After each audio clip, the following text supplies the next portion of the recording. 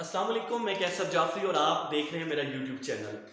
पिछले लेक्चर्स में हमने आपको बताया कि बे के साथ कौन सी हरूफियत है जिनकी आदि इश्काल जुड़ सकती हैं और उनको जोड़ने के लिए इन दोनों में से कौन सा पैवन इस्तेमाल किया जाता है। वो पैवन नंबर हमने 2 डिस्कस किया।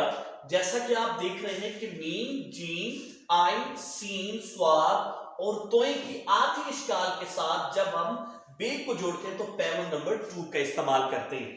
और आप अगर ये पैवन नंबर 2 इस्तेमाल नहीं करते तो आपकी राइटिंग अच्छी नहीं होती, आपके बे के बनने वाले अल्फाज कभी भी अच्छे नहीं हो सकते।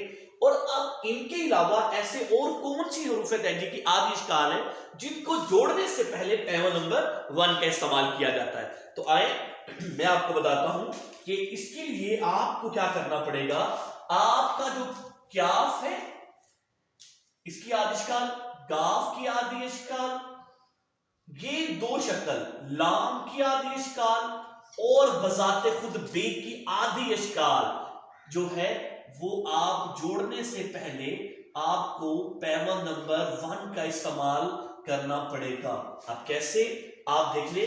आपको अगर पहले आप बना रहे हैं काफ के साथ, ये काफ की आदि शक्ल यहां पर आपकी खत्म होती है, इसको किस बे के साथ अगर आप जोड़ रहे हैं तो पहले आपको पैवन नंबर 1 बनाना पड़ेगा इस तरह का मद शेप जैसा, और फिर आप इसको क्या कर सकते हैं, आप इसके साथ बे बना सकते हैं। ये आपका कब है।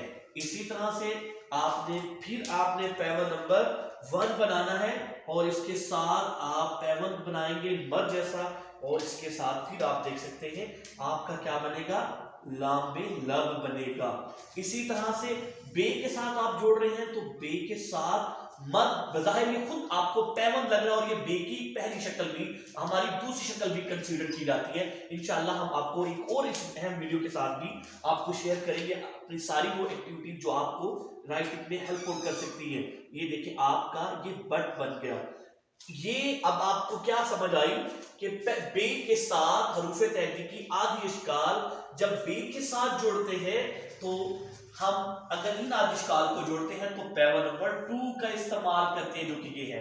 और अगर पैवन बे की हरूफे तहजी की इस आदि इश्काल के साथ जब हम बे को जोड़ते हैं तो उससे पहले हम पैवन नंबर 1 यानी कि मद बनाते हैं, मद शेप बनाते हैं, पैवन नंबर 1 बनाते हैं। इसी तरह से आप अगर ये लिख रहे हैं तो आप ठीक है, और अगर आप इन तमाम आदि इश्काल का गलत तरीके से इस्तेमाल करते हैं, मिसाल के तौर पर देख सकते हैं अगर आप सीन पे सब ऐसा लिखते हैं, मीम पे मब ऐसा, जीम पे जब ऐसा, काफ पे कब ऐसा, लाम पे लब ऐसा, स्वाद पे सब ऐसा, तो आप अपनी राइटिंग को कभी अच्छा नहीं कर सकते।